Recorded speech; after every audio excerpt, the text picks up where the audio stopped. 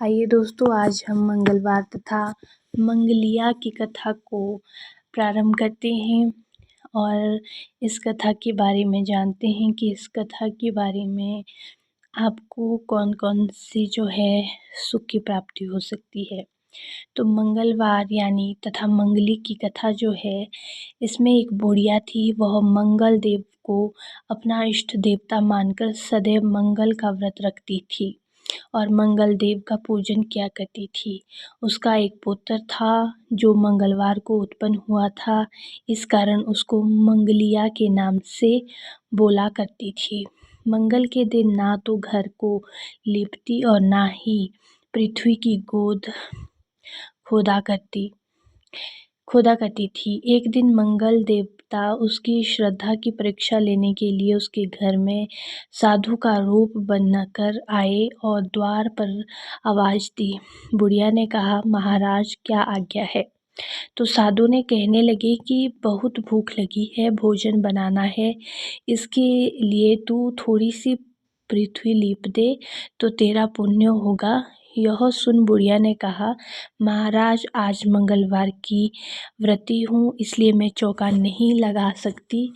कहो तो जल का छिड़काव कर दो, पर उस पर भोजन बना ले। साधु कहने लगा कि मैं गोबर से ही लीपे चौके पर खाना बनाता हूँ। बुढ़िया ने कहा कि पृथ्वी लीपने के सिवाय और कोई उपाय हो तो मैं सब कुछ करने के वास्ते उदित हूँ। तब साधु ने कहा कि सोच समझ कर उत्तर दो, जो कुछ मैं कहूँ वह सब तुमको करना होगा। बुढ़िया कहने लगी, महाराज पृथ्वी लीपने के अलावा जो भी आज्ञा करेंगे उसका पालन अवश्य करूँगी।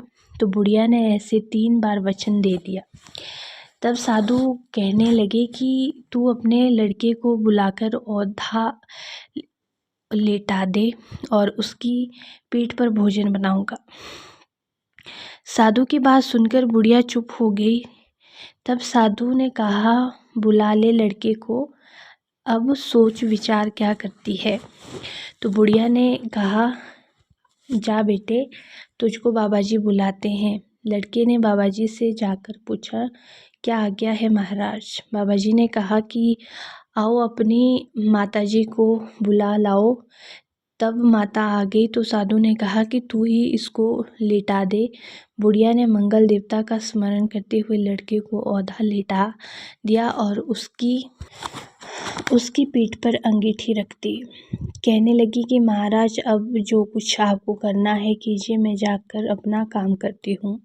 साधु ने लड़के को पीठ पर रखी हुई अंगीठी में आग जलाई और उस पर भोजन बनाया।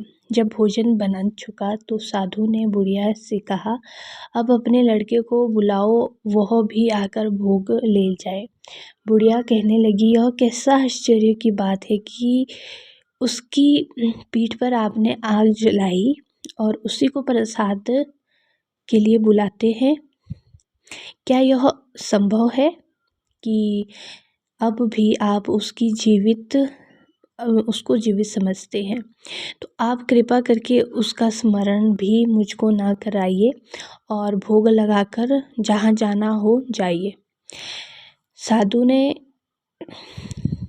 अत्यंत आग्रह करने पर बुढ़िया ने ज्यों ही मंगलिया का कहकर आवाज़ लगाई त्यों ही एक ओर से दौड़ता हुआ वह आ गया। साधु ने लड़के को प्रसाद दिया और कहा, माई तेरा व्रत सफल हो गया। तेरे हृदय में दया है और अपने इष्ट देवता में अटल श्रद्धा है, इसके कारण तुमको कभी कोई कष्ट नहीं पहुँचे।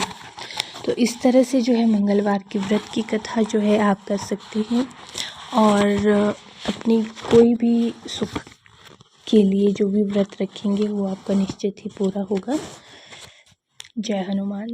Thanks for watching. Like and share and subscribe please this video and मिलती हूँ नेक्स्ट कथा में आपके साथ। तो प्लीज़ ढेर सारा प्यार दीजिए। Okay bye.